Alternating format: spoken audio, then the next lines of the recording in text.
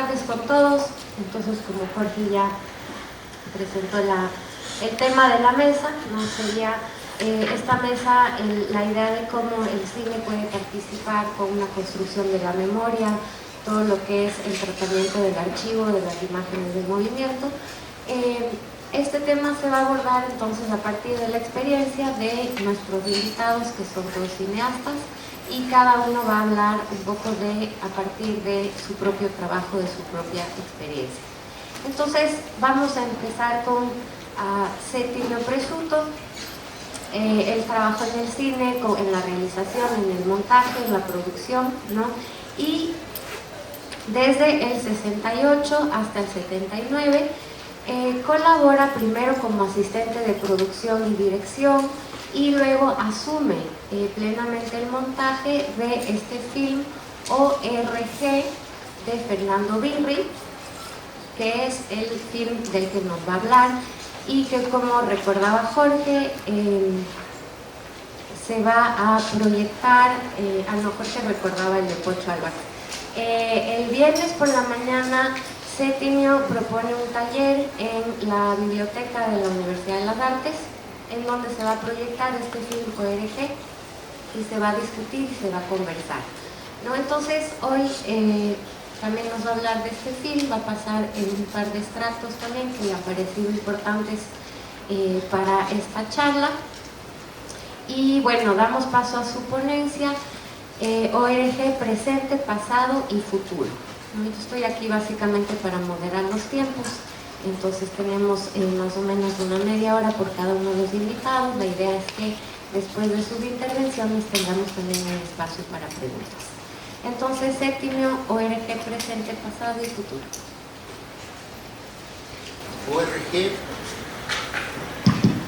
ORG, pasado, presente y futuro. Gracias a todas y todos por venir y sentarse en esta sala.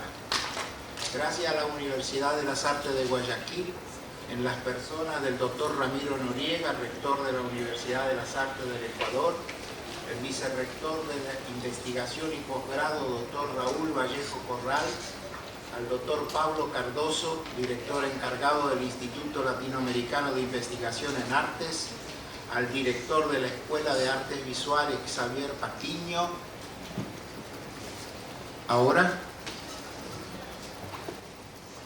y su subdirectora Adriana Ríos Díaz, y al profesor Carlos Terán por haberme hecho llegar hasta aquí y poder compartir esta experiencia.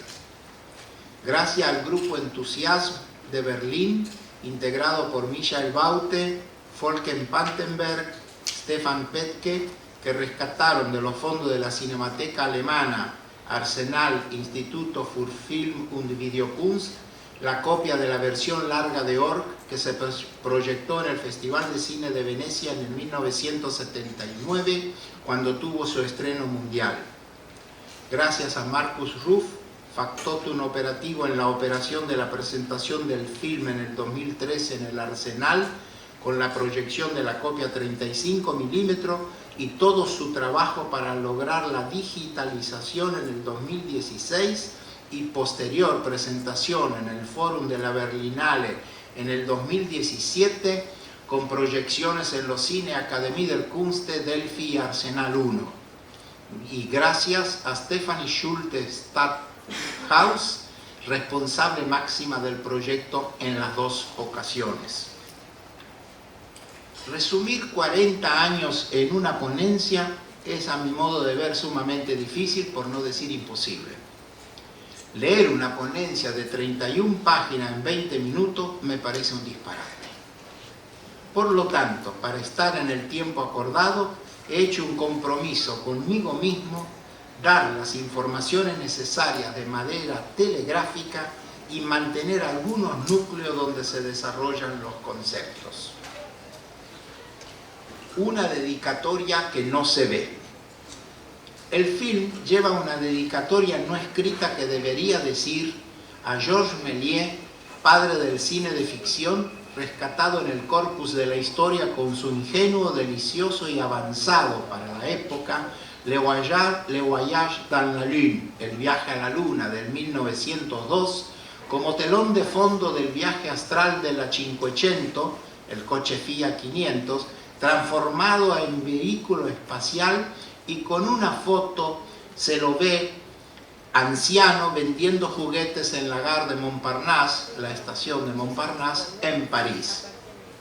A William Reich, alumno de Freud, que trabajó sobre la pulsión y la energía sexual e inventó el orgón, y al Che Guevara, cuya coherencia de vida lo llevó a ser asesinado en la escuelita de la Higuera en Valle Grande, Bolivia. Una información telegráfica para escapar de la tiranía del tiempo. Se comenzó a filmar con una cámara Eclair de fabricación francesa comprada especialmente y con película Ektachrome de 16 milímetros de fabricación estadounidense el día 15 de agosto de 1968 en una Roma vacía debido a las vacaciones y al calor. Aquí importa decir que el film se terminó el 6 de septiembre de 1978 y tuve que encontrar la mejor sala de Roma y terminé eligiendo la donde hacía sus mezclas Fellini, con excelente proyección y mejor sonido, para mostrarle al productor y a su esposa la copia final. Cuando se encendieron las luces, los ojos de Mario Girotti, alias Terence Hill, y de Lori, su esposa, estaban lúcidos de la emoción, y durante la misma algunas lágrimas habían corrido. Saludaron a Birri, al que habla, agradeciéndonos el trabajo hecho. Se había acabado el túnel en el cual habíamos estado moviéndonos durante 10 años, 8 meses y 14 días. Los 108.923 metros de cinta scotch usada para pegar los cortes hechos parecían a todos un disparate. Fui a Piazza del Popolo, la plaza donde estaba ubicado su estudio. El abogado de Girotti me ofreció un café y llegó la primera frase en una conversación con tintes surrealistas. Presunto, tenemos que hacer todo lo que está a nuestro alcance y debemos poner el film en una bandeja de plata y entregársela a Girotti. Mi respuesta fue sencilla. Abogado, no entiendo lo que me quiere decir. Entendí que algo grave había sucedido y opté por una respuesta lógica, verdadera e indiscutible. Abogado, yo soy el compaginador del film.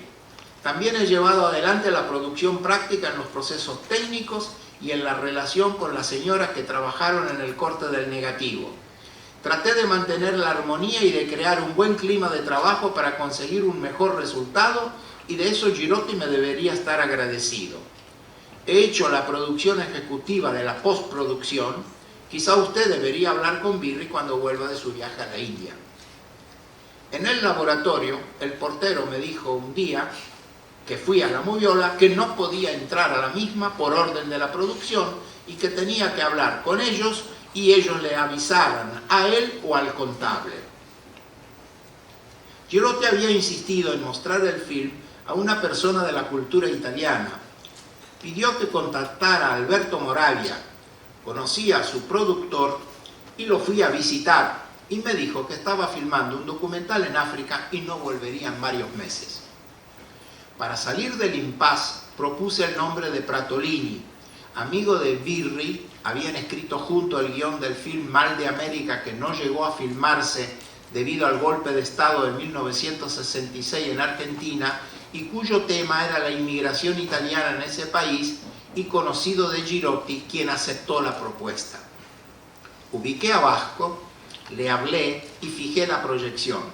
En la sala estaban Pietravalle, el abogado de Girotti, Pratolini, Girotti mismo, Birri y el que les habla, y cada uno sentado en un ángulo diverso de la misma. Arrancó la proyección y mientras avanzaban las imágenes percibía la pesadez del aire que se hubiera podido cortar con una tijera y empaquetarlo en perfecto estado sólido. Cuando terminó, se encendieron las luces, el abogado estaba con sus ojos sumamente lúcidos. Abrazó a Girotti, yo estaba a 1 metro de ambos, y le dijo textualmente dándole el abrazo: hai fatto un film bellísimo, has hecho un film muy bello. Saludó desde la distancia a los demás y se fue diciendo que tenía otro compromiso. Pratolini encendió un cigarrillo y mientras fumaba iba y venía caminando delante de la pantalla. Después que salió el abogado se acercó a Girotti, se sentò in una butaca cercana e le dijo textualmente: tu sei preoccupato perché se ti vede un pezzo di culo in un totale. Se uno spettatore va a guardare quello, allora non è lo spettatore di questo film. Tú estás preocupado porque se te ve un pedazo de culo en un plano total. Si un espectador va a mirar eso, entonces no es el espectador de esta película.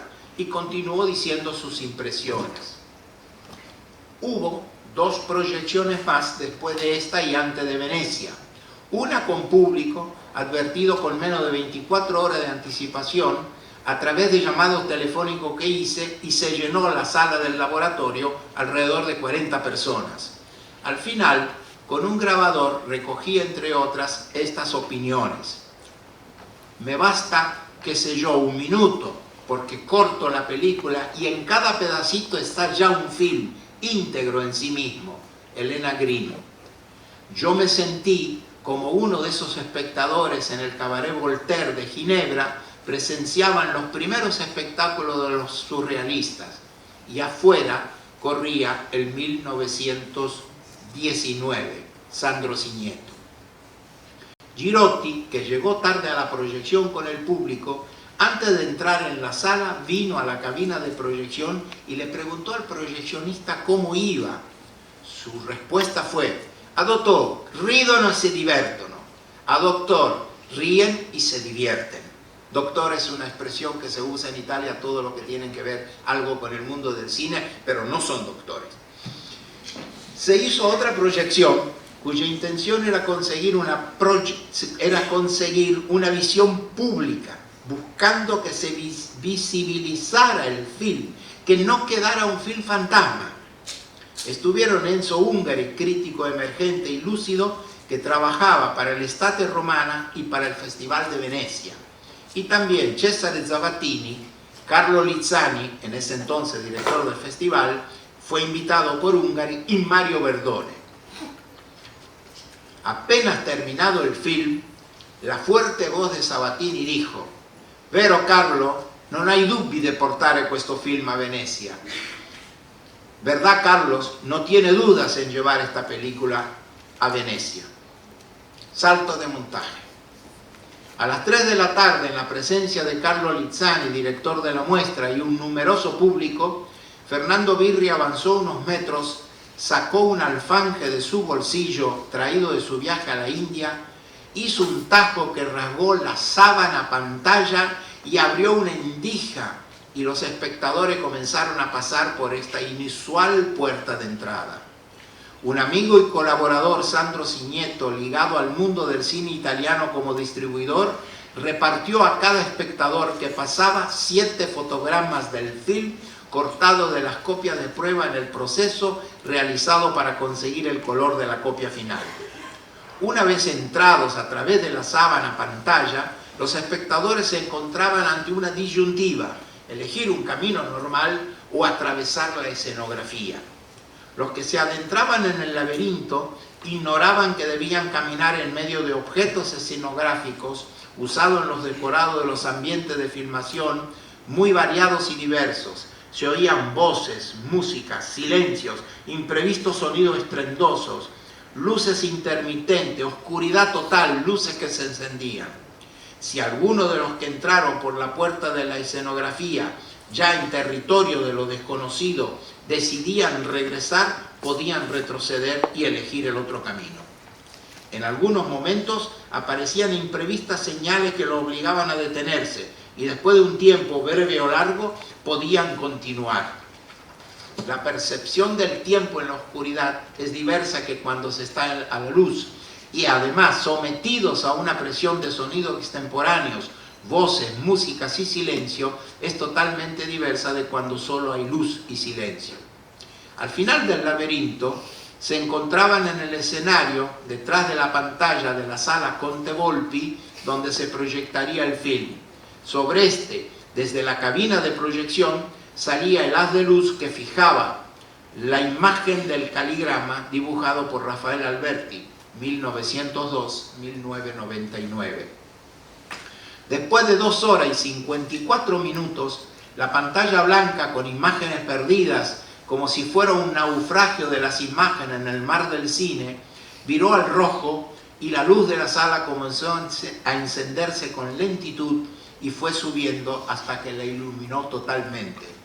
Los espectadores desconcertados se miraban mientras escuchaban los acordes de la Internacional en castellano y en italiano.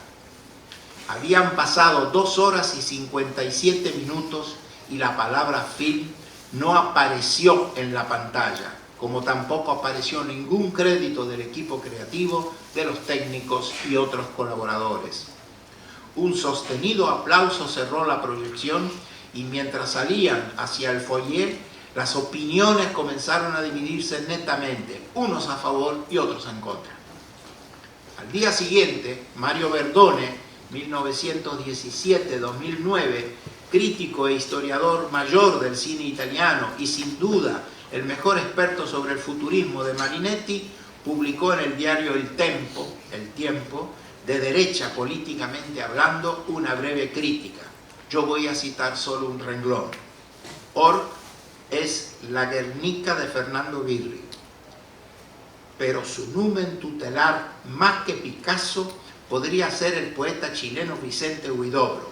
Quisiera que las palabras cruzaran las fronteras, dice Huidobro. En Orc son juntas las palabras y las imágenes que traspasan las fronteras.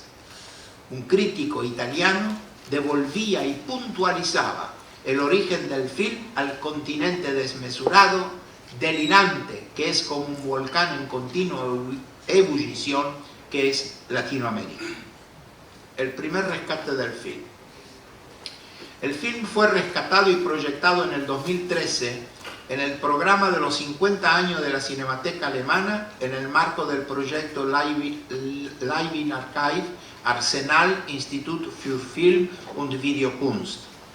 La copia que se proyectó el 29 de junio del 2013 está afectada por el síndrome del vinagre, una enfermedad de la emulsión de la película que está pegada al celuloide, que se autodestruye, y el modo de detenerla es congelando la copia, la cual se puede descongelar si hay que hacer una proyección y después hay que volverla a congelar para que la enfermedad no siga avanzando.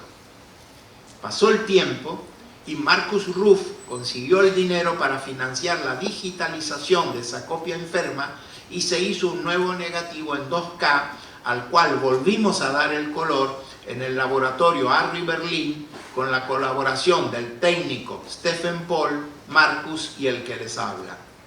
De este negativo original se hicieron las copias subtituladas que fueron proyectadas en el Fórum de la Berlinale del 2017 con proyecciones en la sala de la Akademie der Künste, del Cine Delphi y el Arsenal 1.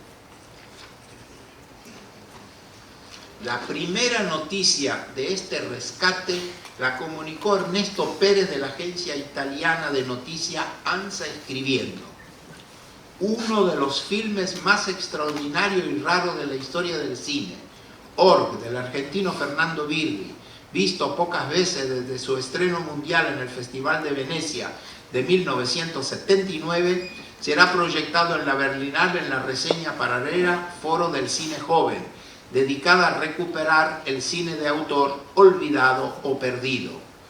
Realizado en los años del exilio de Birri en Roma, intentando crear nuevas hipótesis cinematográficas, Orc fue definido, y con razón, una, comillas, monstruosidad.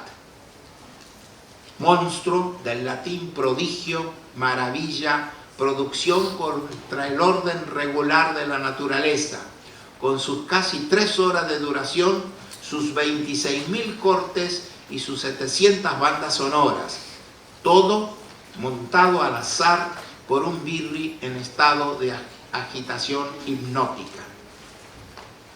Se había hecho una proyección en el viejo Kino Arsenal en el 1991, cuando Birri tuvo la beca del DAD, que es el Servicio de Intercambio Académico Alemán, y ahí fue que la copia, al no ser devuelta, se quedó en el archivo y se reencontró al preparar los 50 años del Arsenal con el programa Leben Archive, y se volvió a mostrar el 29 de junio del 2013.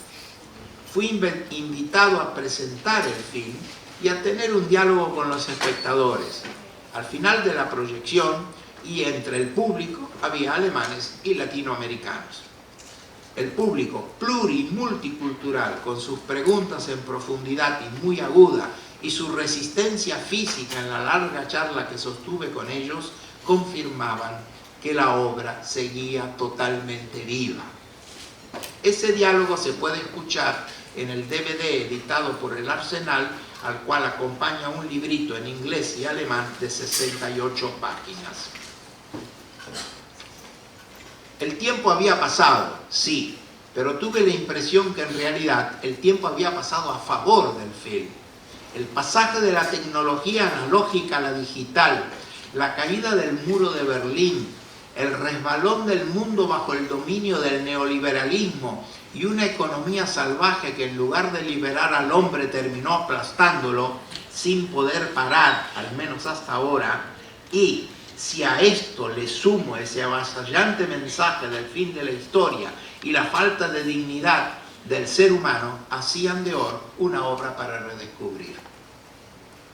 Los comentarios estuvieron entre que era una obra abnorme, fuera de clasificación, que escapaba a todos los parámetros y que aún teniendo entonces 34 años encima, que los llevaba vivido en soledad y en silencio, me decían muchos de los que compartieron esa noche que, comillas, parecía que lo habíamos hecho ayer, cierre de las comillas.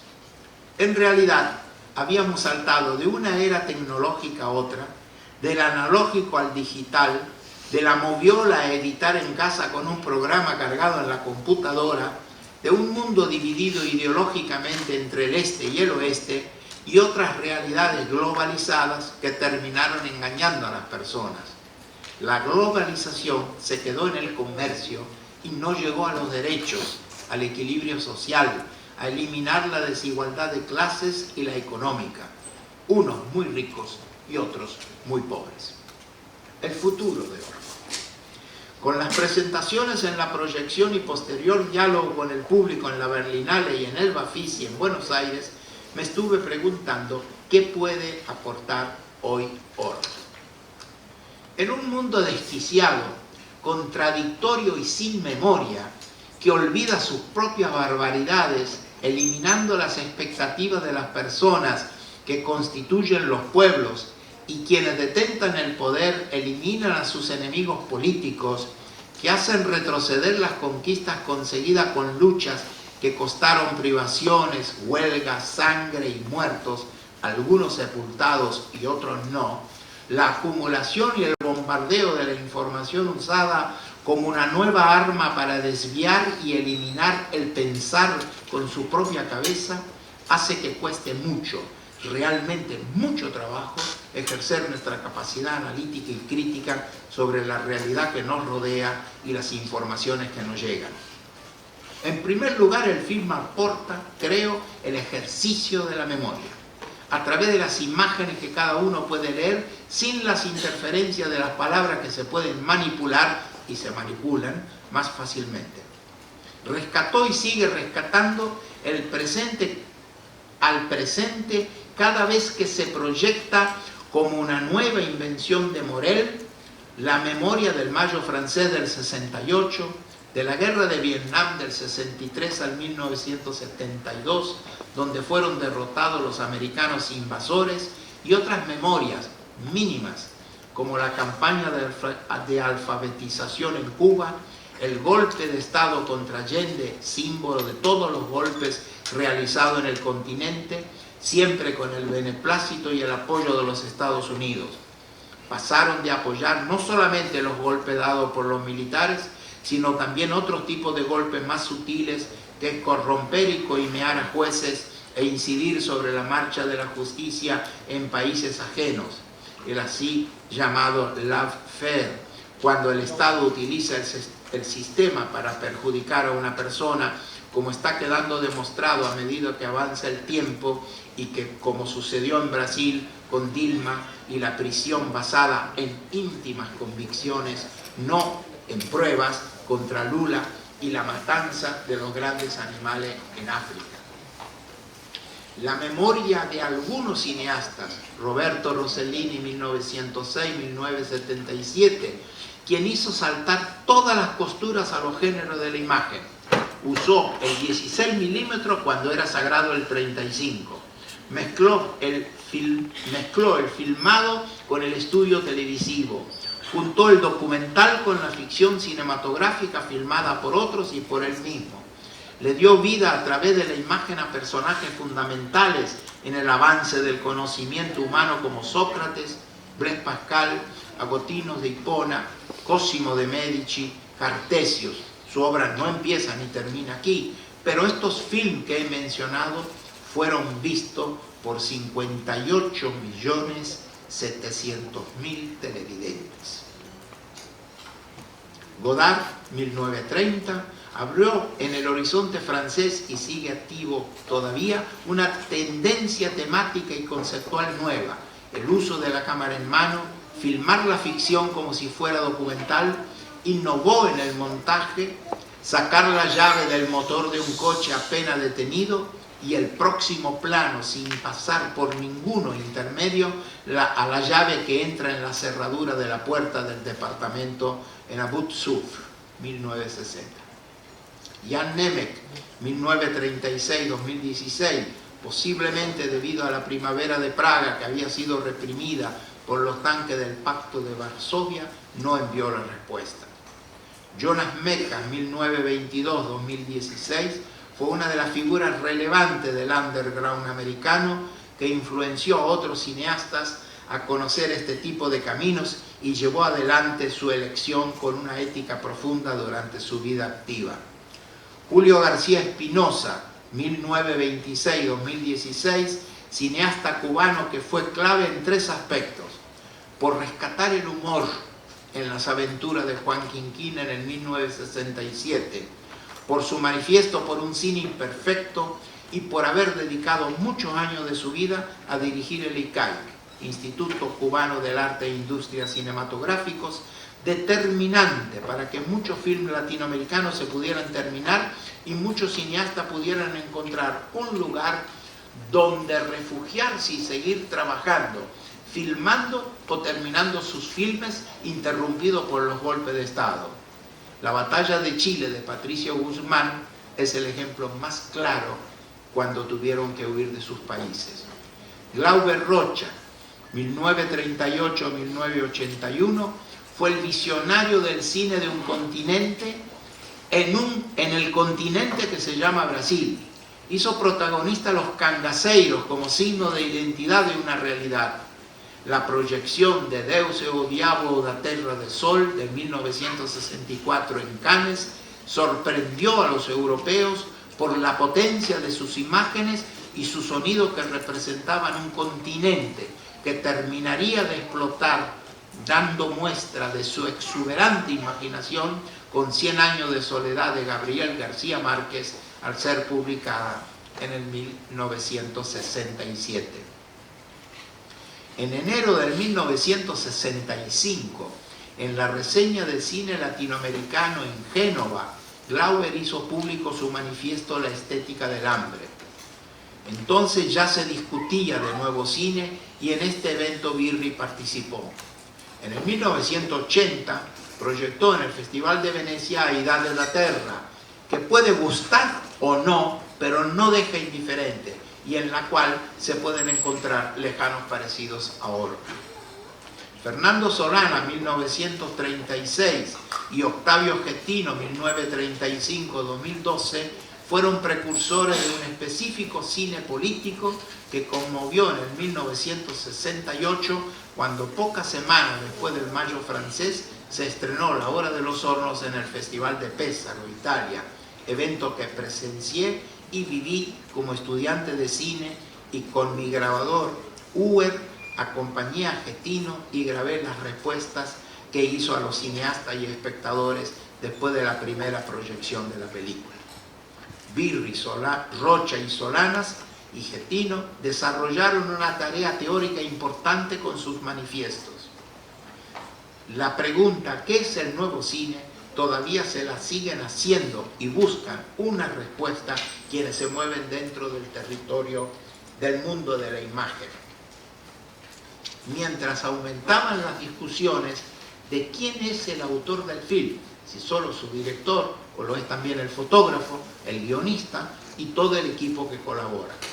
Orr rescata la memoria del conflicto ideológico que se vivió y se sigue viviendo, y para entendernos seguiré usando las palabras izquierda y derecha, aunque creo que ya es tiempo de dar el salto lingüístico y conceptual y pasar a las palabras dignidad y ética, identidad y memoria, que todos hoy buscan su espacio, que persisten y resisten y se quieren instalar en el cuerpo social y en el cotidiano.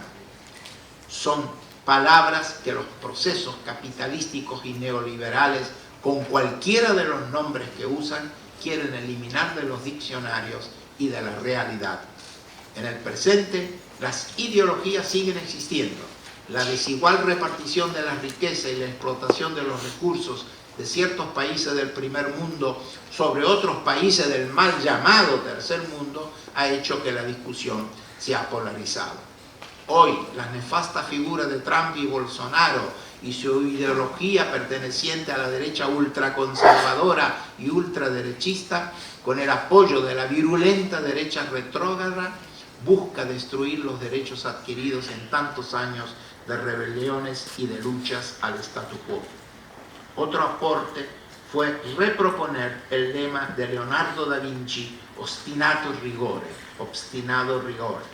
La evolución tecnológica democratizó el uso de los medios para producir imágenes y sonidos, pero no transmitió ni transmite los métodos y el rigor necesario y la metodología para conseguir ciertos resultados.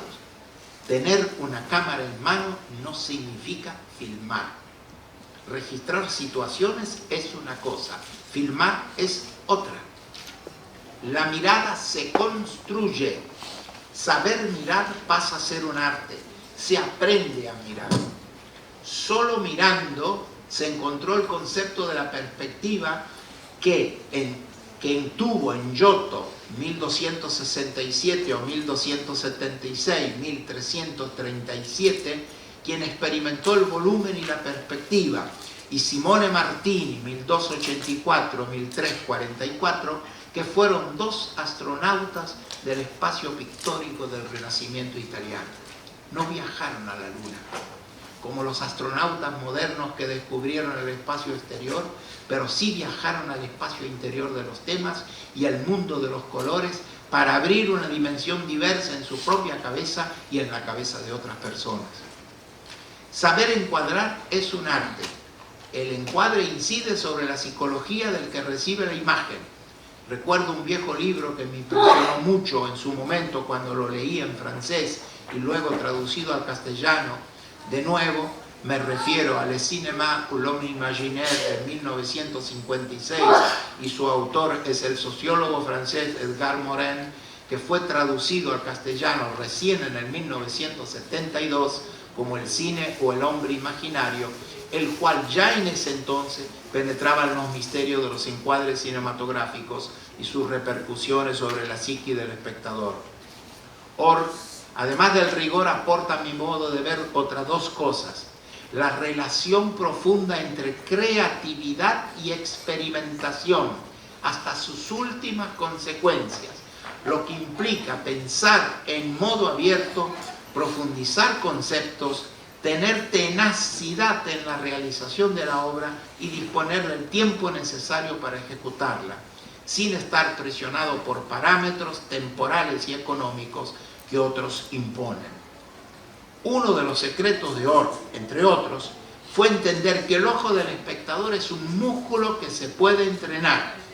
No quiero decir la palabra educar, al menos como se la usa hoy, que puede llegar a ser sinónimo de reglamentar, de encuadrar en un único sentido, y que generalmente y cotidianamente se la usa para establecer códigos y reglas y no estimula a abrirse a la experiencia de pensar con su propia cabeza.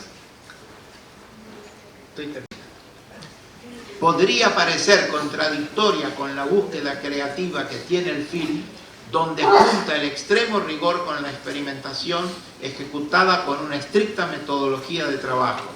La fusión del rigor y la experimentación, la búsqueda lúdica y el método de realización logró este resultado que te puede gustar o no, pero está ahí tocando tus fibras profundas como espectador, realizada en un mundo mercantilizado donde el valor del tiempo es otro y donde no siempre las operaciones creativas pueden ser encuadradas dentro de estos parámetros. La llegada del hombre a la luna abrió un nuevo espacio mental hasta ese momento impensable. Orff rompió las estructuras del raconto tradicional al incorporar el modo subliminal en el corte y las sobreimpresiones que hacen surgir nuevas imágenes que pulsan como el corazón que nos tiene en vida. A veces me he preguntado si Orff, que es un film que tiene dentro de sí mismo otros films que superan cualquier frontera de la imaginación, no equivale en el cine a lo que fue la Staatliche Bauhaus, casa de construcción estatal, fundada en 1919 y hoy simplemente conocida como Bauhaus, que fue la escuela de arquitectura, diseño, artesanía y arte. En Orff se encuentra el cine de ficción, el experimental, buscar la perfección de la imagen en la copia para destruirla, rayándola o pisándola y volver al laboratorio para que de ese material positivo sucio se haga el nuevo negativo. El cine documental en la secuencia de la entrevista de Plaza Navona, unir imágenes filmadas con intervenciones pictóricas sobre las imágenes fotografiadas desde la pantalla de la moviola, reveladas e impresas, y sobre la copia fotográfica la intervención del pintor, volver a filmarlas y luego injertarlas en la copia trabajo.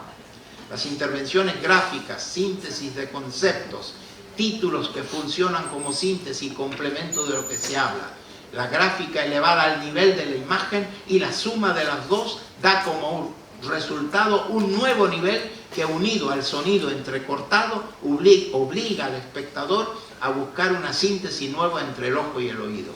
El rescate de los efectos ópticos, sobre todo a través de las sobreimpresiones rigurosamente matemáticas en la preparación y en la fusión de las columnas de imagen con porcentaje que solo el paso de una truca permite, además de otros efectos como los disparos rayados sobre la película o las dos lunas que se mueven hechas mucho antes que las utilizara Spielberg.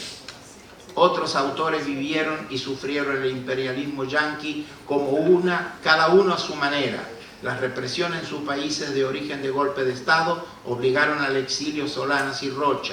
Meca fue marginado y logró en el underground encontrar su estilo y su poética sin ser buscado nunca por los grandes estudios de su país. Spinoza fue aislado por el bloqueo de los Estados Unidos a Cuba. Godard tuvo menos problemas por ser suizo. Incluso Rossellini estuvo en la mira, ya que tuvo el atrevimiento de enamorarse de Ingrid Bergman y traerla a Italia. Y a pesar de haber estrenado Roma Città Aperta, Roma Ciudad Abierta, que fue la chispa que hizo que la Bergman se interesara en este director, Hollywood no lo llamó a filmar, y sí lo hizo la Rice University. No hay que olvidar que el Plan Marshall fue una ayuda a Europa, pero al mismo tiempo fue un modo de condicionarla política y culturalmente. Ese imperialismo hoy sigue en pie, a veces más sutil, otras veces menos sutil, y a veces no se distingue más si es un nuevo renacer o es un estertor como el último grito antes de caer. Recordar es traer a la memoria una cosa: el aporte de Orff hoy. Años va a llevar revertir lo que se destruye rápidamente con las medidas políticas aplicadas en el país gigante del norte por Trump y en el país gigante del sur por Bolsonaro. Me impresionan mientras termino de leer, déjame esta que lo pase. Años va a llevar a revertir lo que se destruye rápidamente con las medidas políticas aplicadas en el país gigante del norte por Trump y en el país gigante del sur por Bolsonaro. Me impresionan en los dos casos el cinismo de los protagonistas, la obcecación y la obnubilación delante de la realidad. No hay un solo bando el que gobierna, hay otros bandos enfrente también. Corren lo más rápido que pueden hacia el precipicio, olvidando a los habitantes, a la cultura, a la ecología, como si ellos vivieran en un mundo diverso del nuestro y que cuando se acabe el tiempo de salvar el planeta, ellos tuvieran otro donde ir. La leyenda en la cual se inspira Org, de origen hindú, plantea el dilema de a quién pertenece Shwik y no logra darle una respuesta en el 1979. En nuestro continente tenemos una leyenda que espera que los hechos la legitimen, la del Incarri. El descuartizamiento del cuerpo de Tupac Amaru II, su cuerpo atado a 4 caballos resistió al descuartizamiento y entonces los verdugos lo decapitaron y despedazaron los miembros y repartidos a los 4 puntos cardinales. Dicen que solo la cabeza del Incarri existe porque la cabeza está creciendo hacia adentro. Dicen que está creciendo hacia los pies, entonces volverá Incarri cuando esté completo su cuerpo. Otra fuente agrega, todo será entregar la vida sin recibir ya nada a cambio, hasta que la cabeza decapitada del Malku, el Inca Atabaliba, logre juntarse nuevamente con su cuerpo. Cuando la cabeza se junte con el cuerpo que fue desparramado a los 4 puntos cardinales, iniciará una nueva era. En esta nueva era, Org tendrá su lugar y su espacio en el cual pueda seguir mostrando su audacia experimental, su propuesta lingüística y su estilo de un nuevo modo de contar donde todas las imágenes y todos los sonidos tengan cabida. Muchas gracias por la atención a todos y a todas.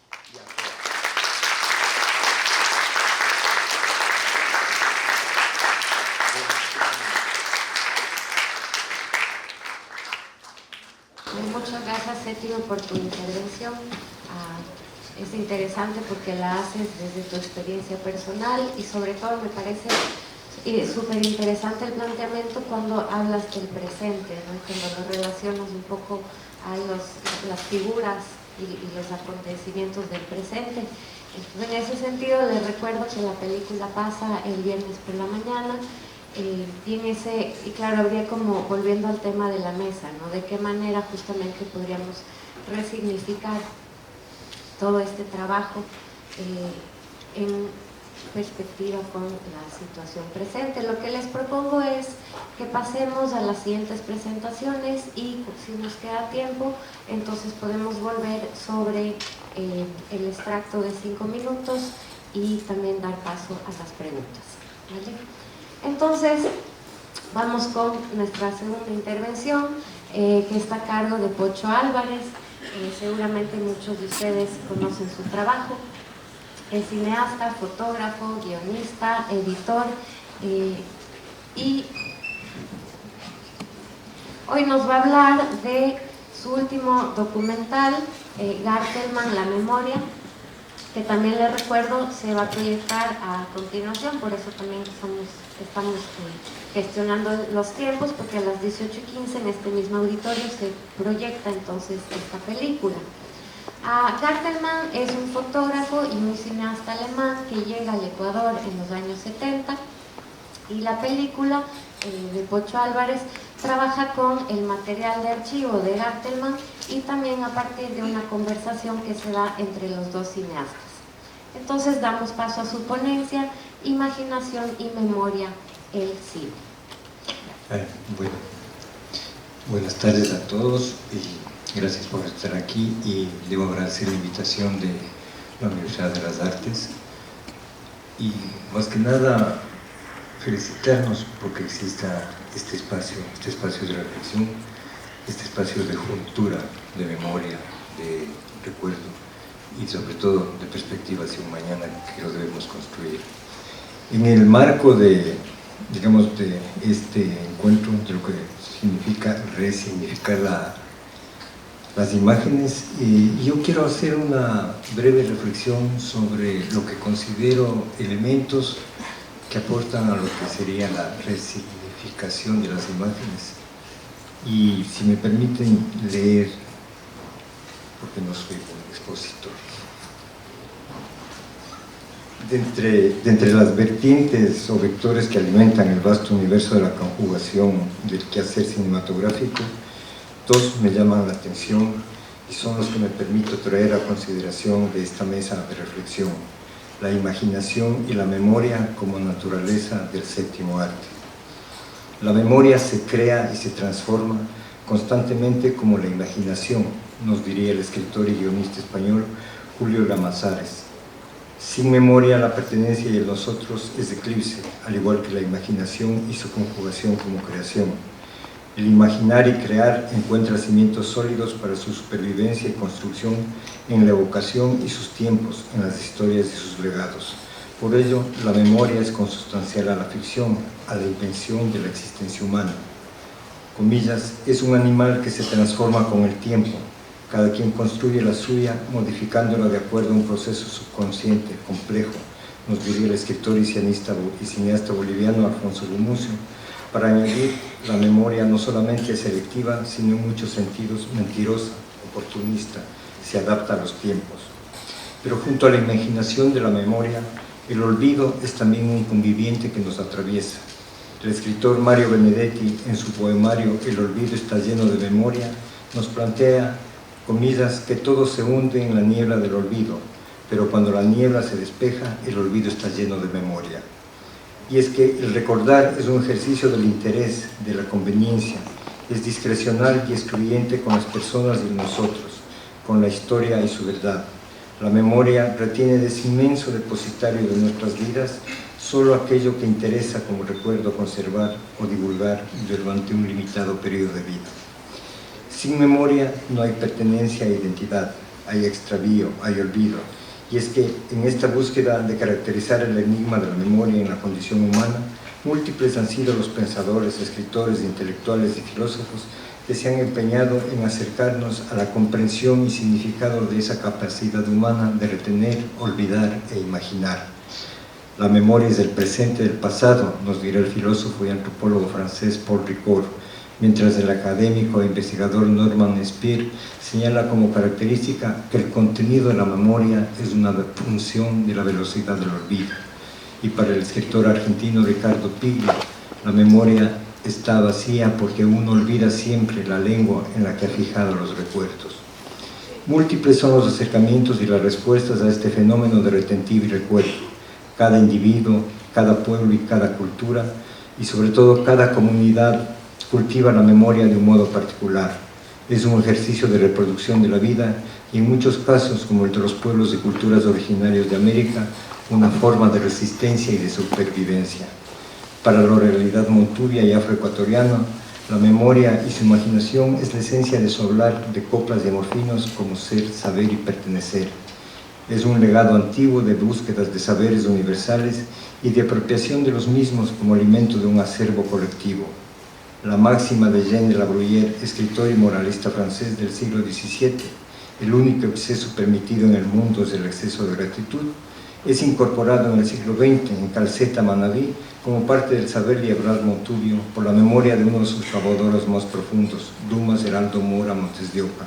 Él decía, el único exceso permitido en la vida es el exceso de gratitud.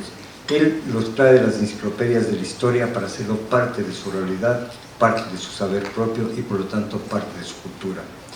En ese sentido, cada colectivo tiene en la memoria un espacio único, casi individual de reflexión sobre lo que es en sí su naturaleza y su utilidad. Es instrumento de conocimiento y de resistencia también. Para el pueblo Huaurani de Tehuino, en la Amazonía ecuatoriana, ponente Kiguimamo es la expresión de lo que significa la memoria. Ponente Kiguimamo, la memoria lleva a vivir, es el significado en guatorero de una concepción y valor de la retentiva y su aplicación en lo cotidiano de la vida. Si trasladamos esta reflexión al universo del cine, encontraremos que la memoria es un nutriente y al mismo tiempo es su naturaleza. La cámara en sí mismo es un instrumento de la memoria y el arte de la fotografía y el cine no solo se nutre de la memoria, sino de la imaginación de la misma. Es en sí mismo memoria y hace memoria.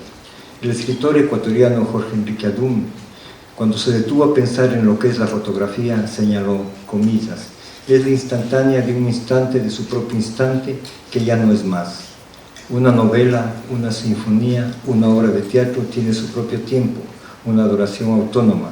Son y siguen siendo cada vez del principio al fin. Incluso un cuadro es de golpe y en el momento en que se lo mira. En cambio, la fotografía es el único arte que en el momento mismo de ser corresponde a algo que fue. Y es que el fugaz instante de fotografiar o filmar inconscientemente hace memoria. Aquello que se captó en el instante mismo de hacerlo ya fue, ya no será más y toda otra repetición será nueva y distinta. El equipo y los actores en set, en las repeticiones de las distintas tomas que hacen o secuencias, habrán añadido a su edad más tiempo y habrán alimentado a su experiencia y a su quehacer colectivo nuevas percepciones y conocimientos. Mientras en el cine documental aquel arriero que subía a la loma con el agua a cuestas lo habrá coronado una vez más como siempre lo ha hecho durante toda su vida. Es que como lo señaló el filósofo y semiólogo francés Roland Barthes, lo que la fotografía reproduce, y yo me permito añadir lo que la filmadora capta en movimiento, no tiene lugar sino una sola vez. La fotografía repite mecánicamente lo que nunca más podrá repetirse existencialmente. Pero esta realidad que atraviesa la esencia de la fotografía en movimiento también le llega al espectador. El cine es un relato articulado por la sucesión ordenada de imágenes en movimiento. Es un orden narrativo que está en función de una historia, y muchas veces ese relato como historia es en sí mismo la historia, la memoria de un colectivo, un imaginario de unos otros que se recrea con la memoria misma de esas imágenes que son historia. El ejercicio de la memoria por parte del espectador de cine, según el académico y crítico argentino Héctor Freire, consistiría entonces en dar cuenta del placer que implica recordar imágenes, secuencias o escenas de películas que por alguna u otra razón se han transformado en emblemáticas o puntas de iceberg de nuestra historia personal y social. Así, el cine se introduce en el espectador como el constructor lúdico de la memoria personal y social, y son muchas las películas que hacen el camino de nuestra infancia, de nuestra adolescencia. Son las imágenes en movimiento una suerte de clave que nos abre hacia otros mundos, no solo porque permite entrar en el universo del otro que nos habita, sino porque contribuye sustantivamente a la construcción de nuestro imaginario humanidad, diverso, complejo, muchas veces en desesperanza y otras veces en alegría. Es una herramienta que empodera el conocimiento, la imaginación y la memoria de una comunidad. Es el referente que recuerda y conjuga identidad y pertenencia, y al mismo tiempo el gran arquitecto del imaginario y la memoria universal que poseemos. Roberto Rossellini, uno de los padres del neorrealismo italiano, a propósito de su película Roma, ciudad abierta, consideró que el cine debía ser un medio, como cualquier otro medio, quizás más valioso que otros, de escribir la historia. En ese sentido, cabe señalar que los directores, su mirada y propuesta, sus obras e interpretaciones, contribuyen no solo a reivindicar la memoria colectiva, sino a develar la memoria oculta de una sociedad que, como en el caso del Ecuador, ha sido y es un país que históricamente ha cultivado la memoria del olvido. Somos desmemoriados por conveniencia respecto a nuestro andar, respecto a nuestra historia, y en este escenario, para la siembra de la memoria en un país desmemoriado, es que surge la necia voluntad de hacer cine en el Ecuador. Develar la geografía humana, descubrir la historia, contribuir con el conocernos tierra adentro, es lo que anima a esa generación que allá a mediados de la década de los años 70 del siglo anterior busca domiciliar al séptimo arte en la mitad de la tierra. Los hileros del Chimborazo de Gustavo e Igor Guayasamín, a comienzos de la década de los 1980, devela al Ecuador petrolero y en retorno a la democracia la existencia de un grupo humano, una comunidad indígena que pervive en el tiempo, repitiendo un ayer que desde la colonia reproduce en cada bloque de hielo que es extraído en las entrañas de los glaciares del Chimborazo. Un tiempo ayer como un presente que es extravío.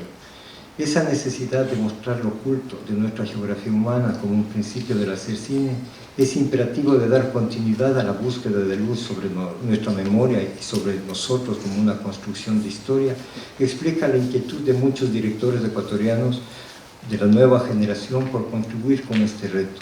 La muerte de Jaime Roldós, de Manolo Sarmiento y Lisandra Rivera, Con mi corazón en llamo, de María Fernanda Restrepo, Descartes, de Fernando, son algunos de los ejemplos últimos que ilustran esta búsqueda de encuentro del cine con la memoria.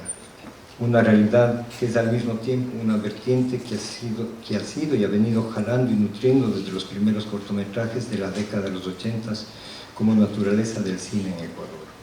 En ese sentido, desde esta perspectiva, el cine y la memoria buscan entrelazar espacios de creación para responder a las historias en memoria y a los espacios huecos, ocultos o sombríos de nuestra vida e historia colectiva. Y en este empeño, el cine viene a ser un instrumento contestatario y potente a las políticas del olvido. Es una reivindicación de la memoria social y sus valores más significativos. De ahí que todo cine es de alguna medida un activador de la retentiva, una explicación del porqué y en cierta forma un suscitador de la imaginación y un llamador de la esperanza, de un nosotros en ciernes que en la mitad de la tierra es un pendiente. Provocar la reflexión sobre la persistencia de una realidad que se empeña socialmente en existir en demasía, eso que Jorge Enrique Adún define como conjugación de un pretérito presente, es otro de los desafíos del cine frente a su naturaleza. Exponer las imágenes de las realidades presentes y pasadas que el poder político busca silenciar e invisibilizar es un reto para la creación cinematográfica. Por ello, para que no sea olvido, para que sea construcción de la memoria, muchos cineastas a lo largo de nuestro último tiempo se han aventurado a recorrer este espacio diverso en una suerte de tocar lo desconocido para descubrir al otro, para conocer el tiempo ajeno, el de los otros invisibilizados que nos habitan. En ese andar de cámara, esas filmaciones en muchos casos han tropezado con los restos de la prehistoria que aún permanecen vivos, con un tiempo de la historia que aún se mantiene enraizado a nuestra geografía.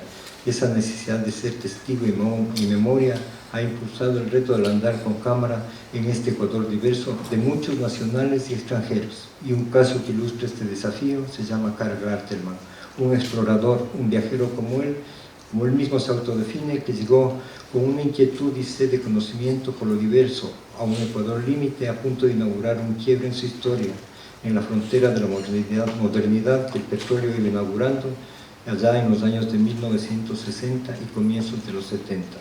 En ese tiempo, Gartelmann fotografió y filmó lo que hoy es memoria. Registró no para hacer cine, como él mismo lo dice, sino para fabricar una documentación para la memoria.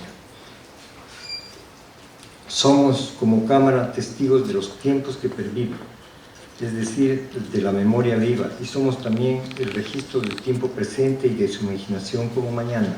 Somos constructores de relatos que giran en torno a la memoria y a la imaginación, a la paradoja de la historia, de los que necesitan recordar para sentirse vivos y de los que prefieren olvidar para inaugurar los tiempos nuevos, los del llamado desarrollo. La identidad personal se basa en la memoria y la identidad colectiva en una memoria que llama a nosotros y que cada día, en el caso del país de la mitad, se nos presenta como ajeno. Ese es el reto de nuestro cine, contribuir a la construcción de una memoria colectiva que cree pertenencia, que coadyuve a la construcción del concepto humanidad en este espacio de 2 hemisferios y 4 regiones. Debemos seguir ese antiguo saber que es guía, la memoria lleva a vivir, ponente que vivimamo. El cine lleva a vivir, a soñar la vida. De eso se trata el cine.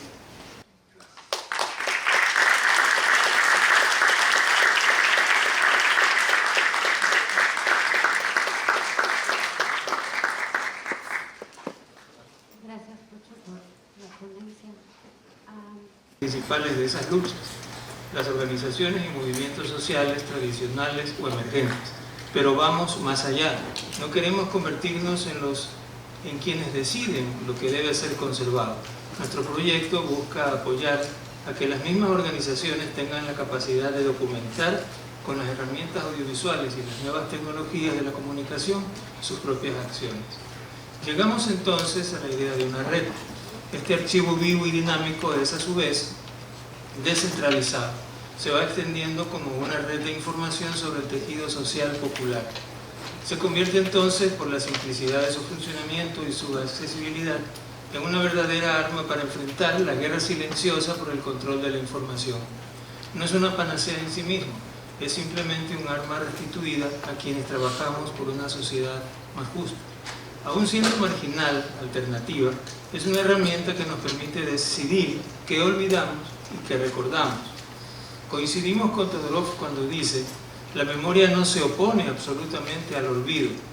Los dos términos que forman un contraste son la supresión, olvido, y la conservación.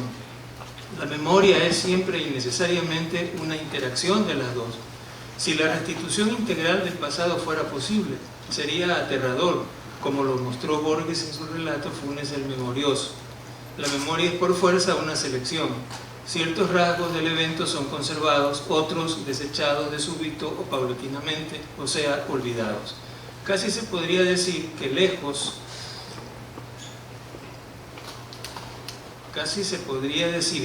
de oponérsele, la memoria es el olvido, olvido parcial u orientado, olvido indispensable. Luego de esa introducción, Nariz del Diablo, hoy es, más allá del valor cinematográfico que pueda obtener o no, un documento audiovisual, o podemos decir un archivo audiovisual, que en un sucederse de instantes o momentos, que es un sucederse de instantes o momentos captados a lo largo y ancho del país, y que condensa el espíritu que animó a gran parte de la población durante aquellos 2 o 3 años. Además, las 360 horas de material grabadas están disponibles en el Centro Documental de la Universidad de las Artes. Esto como introducción, refiriéndose a nuestra Fundación Memoria Ciudadana y a la realización de esta película, Nariz del Diablo, que fue producida teniendo en mente también que estábamos conformando un archivo que a futuro va a ser de utilidad a los investigadores, a los estudiantes de cine, en general a todos los interesados en la historia del Ecuador. Espejos de agua. Vamos a hablar algo a partir de esta película. El año 2008, el Gobierno Nacional conformó una comisión internacional para investigar el manejo de la deuda externa del país durante los anteriores 30 años. El trabajo de la comisión, entre cuyos miembros estuvo la economista María Rosa Anchundia, integrante de Fundación Memoria Ciudadana, fue arduo y complejo. Los comisionados debieron estudiar miles de documentos en los desordenados archivos del Ministerio de Finanzas, del Banco Central del Ecuador y otras entidades. Tuve acceso a esos archivos, pude ver, por eso desordenados es una palabra muy suave para lo que es en realidad. De aquella proximidad con la Comisión de Auditoría Integral de la Deuda, surgió la idea de una película documental sobre el tema de la deuda externa. El acceso a la información nos permitió conocer uno de los casos paradigmáticos de endeudamiento del Estado ecuatoriano, tanto por el monto como por las condiciones de los préstamos y el daño ambiental que se generó y cuyos efectos aún se sienten. Este caso paradigmático es el proyecto de propósito múltiple Jaime Roldoza Aguilera. La construcción del proyecto Jaime Roldoza Aguilera se inició a comienzos de la década de los 80 del siglo pasado y significó para el Ecuador un endeudamiento de más de 1.400 millones de dólares, que eran en ese momento el 10% de la deuda total acumulada. Además de lo ya conocido, esto es, que los resultados del proyecto jamás justificaron la inversión realizada, pudimos constatar con nuestros propios ojos los daños causados a las comunidades y a las poblaciones aledañas a la represa y a la central hidroeléctrica en la zona conocida como la Manga del Puro.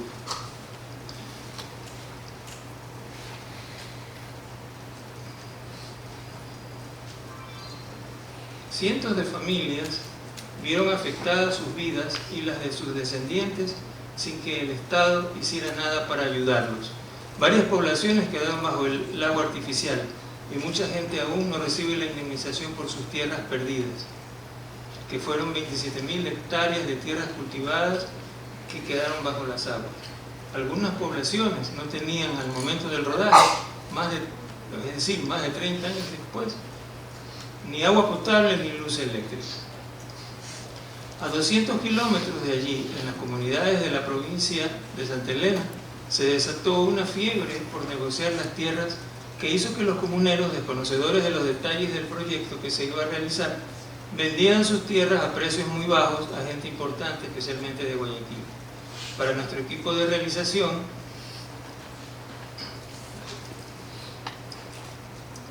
disculpen un momento.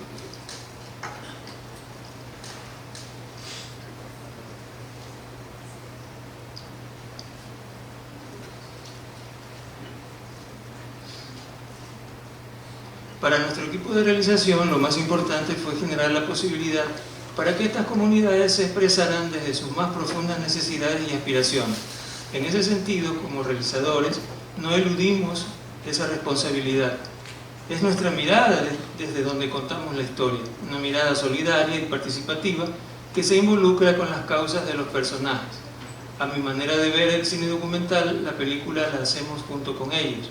Siempre hay un dar y un recibir en el camino de hacer una película documental. Con esta película queremos motivar al espectador a reflexionar siguiendo la vida cotidiana de personas sencillas.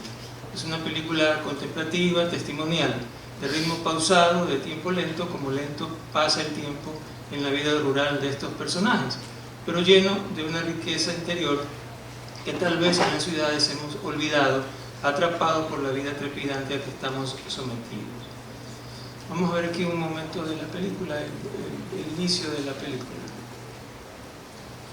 Si nos ayudan con las imágenes.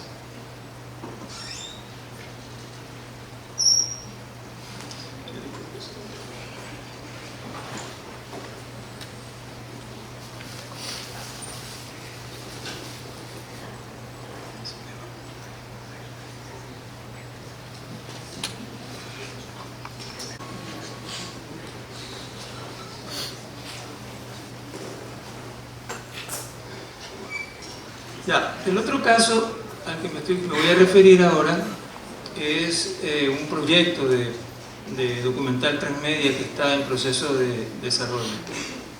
El nombre del proyecto es Pepe Mayo Reloaded.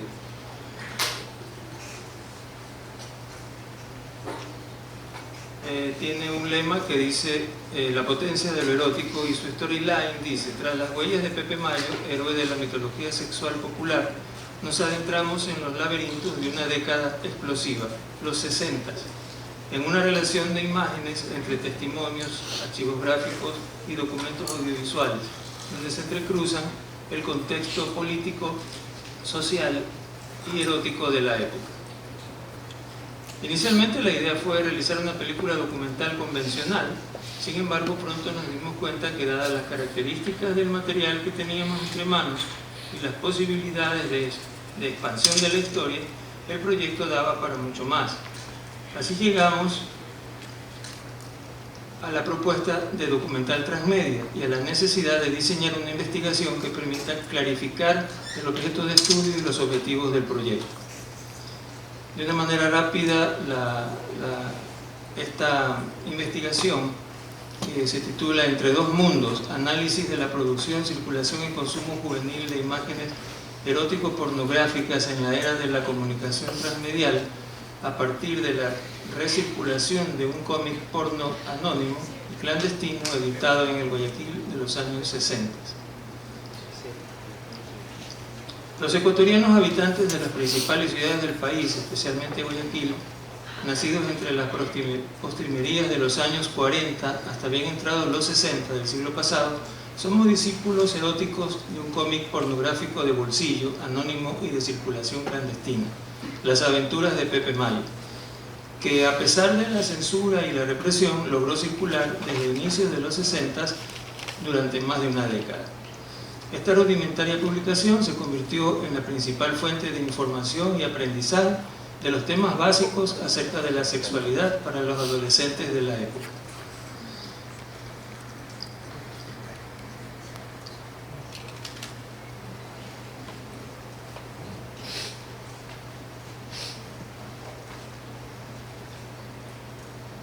En síntesis, la investigación se interesa por indagar la relación existente entre el despertar adolescente a la sexualidad y el consumo de imágenes pornoeróticas analógicas por parte de la generación iniciadora de la revolución sexual, en contraste con las prácticas iniciáticas de la actual generación de niños hiperactivos, hipersexualizados e hiperconectados de la era de la iconofagia, según Baitello Jr. 2008, en el marco de un exponencial desarrollo de la tecnología, utilizando como dispositivo disparador la reinserción en el mundo digital del cómic Aventuras de Pepe Mayo.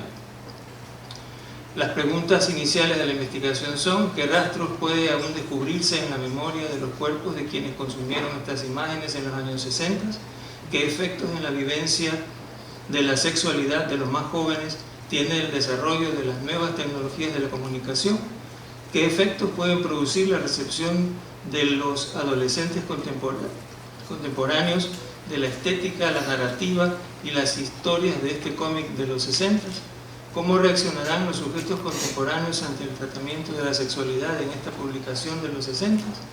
¿Qué nuevas resignificaciones se generarán al poner en escena en el ecosistema de medios actual al cómic pornográfico en cuestión?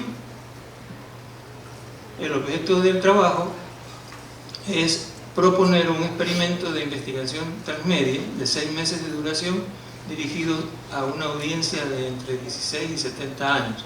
El experimento se interroga por los efectos en los prosumidores contemporáneos de la recirculación del cómic aludido, registrar sus efectos y poner en tensión los hábitos de producción, circulación y consumo de este tipo de imágenes en la era digital con respecto a las antiguas imágenes analógicas. Nos interesa también, no hemos podido encontrar la revista, ningún ejemplar de la revista del cómic. Nos interesa tal vez conocer, investigar más la huella de un archivo que el archivo en sí mismo. Eso es algo importante.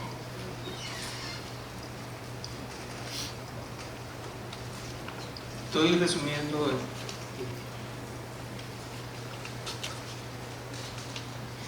Tenemos un objetivo general en esta investigación, que es revelar los cambios en las narrativas y propuestas estéticas en la producción, circulación y consumo de imágenes erótico-pornográficas entre los adolescentes altamente tecnologizados de la era digital a partir de la reinserción en el mundo virtual de un cómic porno clandestino de la década de los 70. El proyecto Transmedia contempla 3 mundos a través de los cuales se expande la historia: el mundo de lo virtual, el mundo híbrido, donde hay una combinación, y el mundo de lo real. Y hay productos que corresponden a cada uno de estos mundos que conforman el proyecto de documental Transmedia.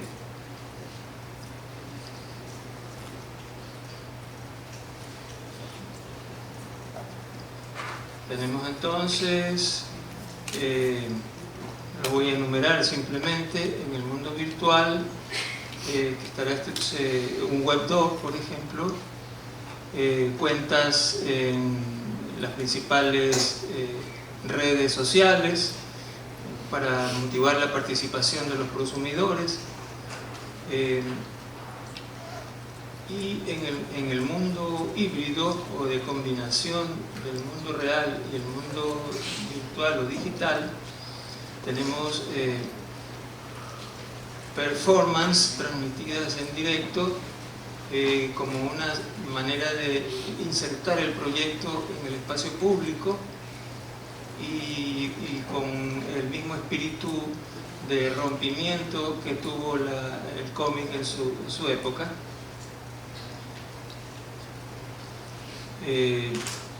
También tenemos una serie documental radiofónico, es decir, una serie de podcast que será transmitido tanto a través de internet como a través de una radio convencional.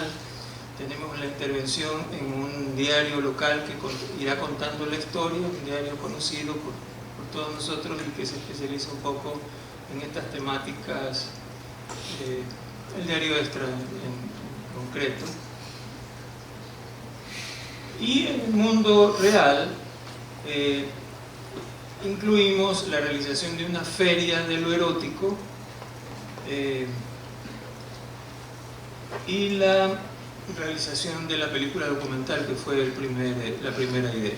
Se me ha pasado por alto que en el mundo híbrido tenemos algo muy importante, que es un juego, un videojuego, en el que los participantes podrán seguir el recorrido hipotético del personaje del cómic, Pepe Maya.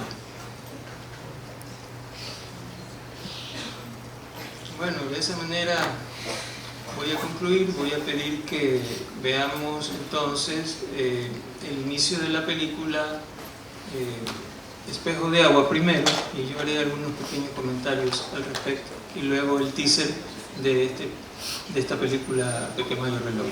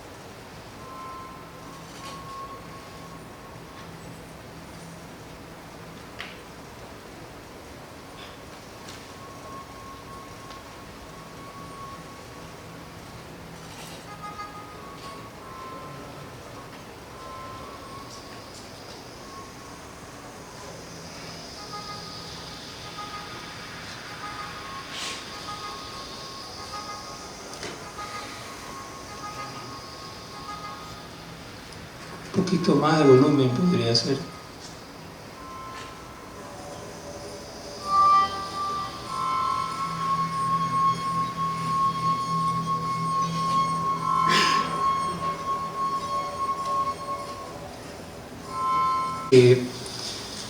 Se utiliza aquí un material de archivo que fue producido. ¿Podemos cortar, por favor?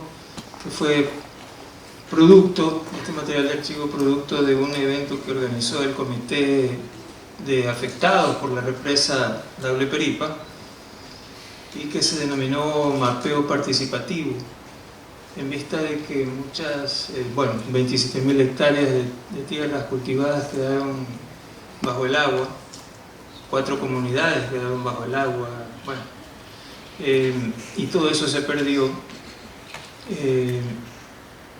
Y los pobladores, los miembros de este comité, decidieron hacer un ejercicio de memoria, de recuperación de memoria, y un día o un fin de semana realizaron este taller de mapeo participativo, donde ellos dibujaron mapas de lo que recordaban había sido toda esa zona que quedó inundada. Afortunadamente guardaron ese material y lo pudimos utilizar en la película. Hubiera sido lo ideal estar el día que hicieron esta actividad, pero bueno, eso había sido 2 años antes del rodaje. Me parece interesante ver esta parte, que además es una secuencia donde se le da al espectador cierta información que es necesario que la tenga, porque de lo contrario el tratamiento que tiene el resto de la película no permitiría entender con mucha claridad ciertos elementos que es necesario que estén claros. De ahí en adelante la película se dedica exclusivamente a mostrarnos la vida diaria, sencilla y cotidiana de estas personas que 30 años después continúan pagando el precio de una obra que se anunció como la panacea para la economía del país, etcétera, y que resultó para ellos en una tragedia. algún rato que la puedan ver entenderán todo eso que les digo ahora. Gracias. La educación pública y de calidad en artes es un derecho.